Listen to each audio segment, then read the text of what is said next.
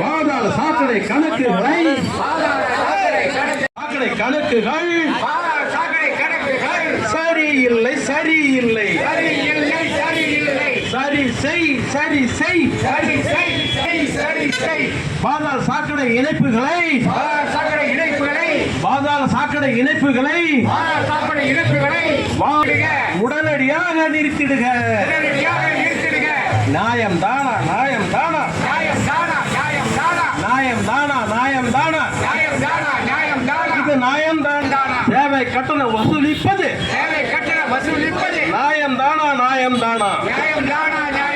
பாதாள சாக்கடை இணைப்புகளை வாங்காதவர்களுக்கு பல முறை கேட்டும் உடனடியாக ரத்து செய்.